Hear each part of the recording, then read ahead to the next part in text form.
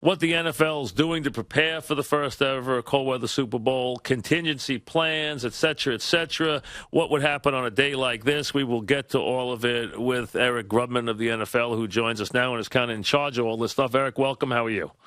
I'm doing great, Mike. How you doing? Good, thank you. All right, first of all, this is your worst nightmare today. How does today impact your plans, and are you responsible for anything that's happened with today's snow? Well, I'm not responsible for the snow, so let's get that on the record. We know that, but how about getting it out of the stadium? Is that your deal? Yeah, well, there's a lot of people working on it, and the primary people who do this are the MetLife Stadium operations people, and they do the plan in concert with NFL events because that has to be done around a very complicated production installation, which is going on right now. What we chose to do with this storm, and of course we would prefer there not to be any storms like this, but once we've got it at this time, this is a pretty good dress rehearsal.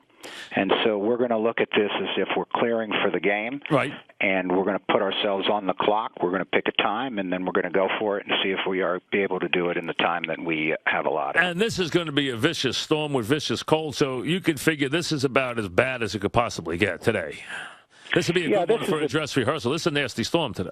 This is a nasty storm, and it also came in late. So it's coming in late, and the forecast built late, not only with what was going to occur, but how much snow we're going to get. And then afterwards, there's going to be a lot of blowing snow and high winds and cold. So, yeah, this is pretty tough. On the other hand, as you said, nobody wants to be out there, man or beast. A lot of us in this area of New York and New Jersey have been out in this weather to see all kinds of things over the years. And, we're living in the heart of a place that doesn't close. The show must go on. Right, but, there are times where, you have people come on, officials, and say, unless it's an emergency, you have to stay in the house today. We need you off the road so we can clear them, et cetera. What would be would a day like today, if it hit the morning of, like it hit today, 11 o'clock in the morning, would you postpone a game on a day like this today, or would you play it on a day like this today? Well, first of all, I'm looking out the window, and we're certainly not going to make decisions by me looking out the window or Roger Goodell or anybody else looking out the window. But you're putting your finger on something which is really important, and that's public safety. Right.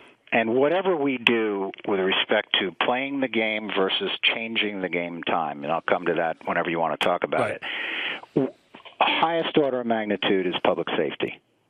Right. Everything else comes after that. Right. So when you get together with the governors and everybody and the mayor and everybody who's involved, and you make those kind of decisions, they're not made just by the NFL. They're made also with obviously our officials, right?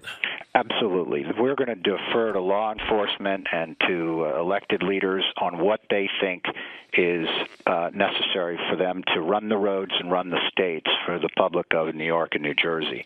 And it's not just the event at that moment, at the kickoff time. It's afterwards when people have to go home. And if there's a really tough event in this area, we don't want to be pulling resources that are needed for public safety elsewhere or to clean up for public safety. So we're going to play that game, and we're really going to do everything in our power to kick off at 6:30. But if public safety or the needs of the public dictate, we'll move it, and we'll play the game at a different time. Eric Grubman, NFL Executive Vice President, in charge of all the things we're discussing right now. Now, you have contingency plans. Let's discuss them. If you got hit with a storm of the magnitude of today, at the time it got hit, they pretty much had it pinpointed. They knew it was going to hit. They knew it would be clear by tomorrow morning. So would you be more likely, and I know this is hypothetical, but would it be more likely to move it back to Saturday night or ahead to Monday? What is your thoughts on the two possibilities? All right, great question. Let me answer that in two ways. The first is that there's two levels of contingency planning. The first one is we're going to have some things that we have to deal with, but we're going to play the game at the appointed time. We need to make sure that staff and people who are working at the game need to be warm, that there needs to be adequate backup for them to perform their jobs, so forth and so on. We need coordination to clear the roads. We need to provide our fans with enough information so that they know what to wear to stay warm. And we're giving out a bunch of stuff. So that's one whole layer of contingency planning that is in effect, and people will see some of that even if it's a beautiful sunny day. Right. The second is if it's impossible to play that game, which really gets to the heart of the question that you asked.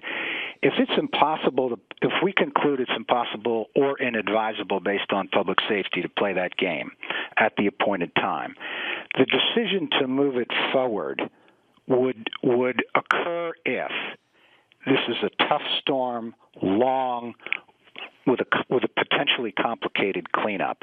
In that event, you can all imagine if you're running your own event, you'd say, I don't want to deal with this storm and the cleanup. This is a mess. I'm going to get it out of the way. So that is one option. We could move it earlier in the day on Sunday. We could move it earlier in the week. We're looking at both Friday and Saturday.